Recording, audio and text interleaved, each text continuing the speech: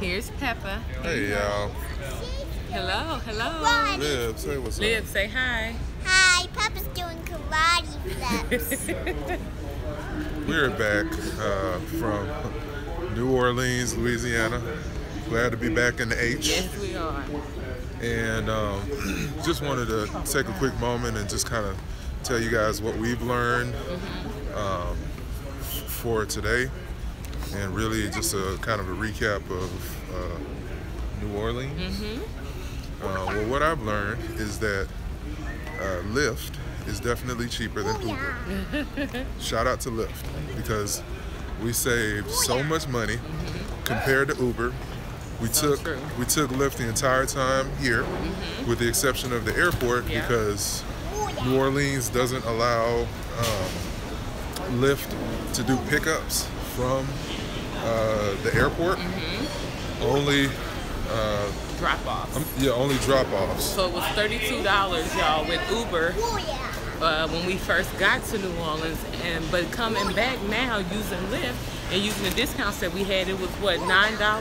Yeah, we saved $9 on our trip. It would have been a $30 trip going back to the airport, but it turned out being $11. So that's money in our pocket that we didn't have to spend. Yeah.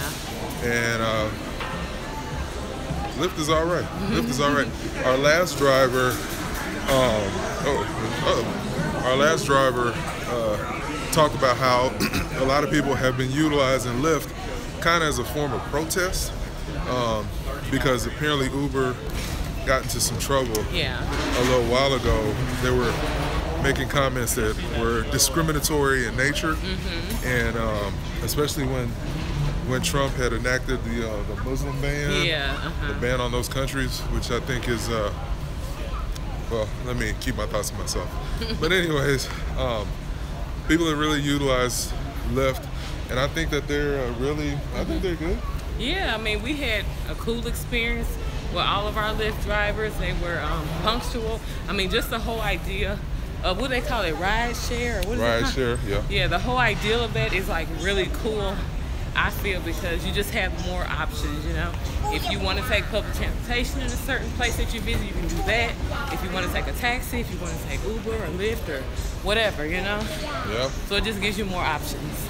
And one cool thing about it was our last driver, not only was he a Lyft driver, he also drives Uber as well. So a lot of people utilize both. A lot of drivers utilize both of the apps at the same time, just as kind of a way to cover your bases. Maybe if Uber's slow, you might get a call for Lyft, vice versa, depending on your city.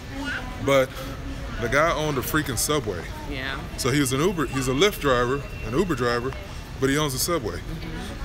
And he closed down. He owned a Hallmark card store. So that just goes to show you that individuals that utilize those rideshare, I call it just a second hustle. It's always good to have multiple streams of income. But that just goes to show that you never know who it is that you're stepping into their vehicle with. That's right. And a lot of the drivers we talked about how that they were prejudged in a lot of ways by the people getting into the car. They thought that they were just a taxi driver. This guy owned a freaking Subway, but he's driving Uber.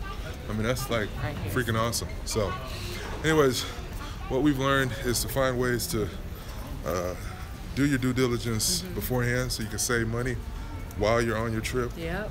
And you end up not going broke in the process. Oh, thank you, Jesus. Yeah. Go ahead, push the button for us. What's up, Doc? Hold on. Liberty. You could have okay?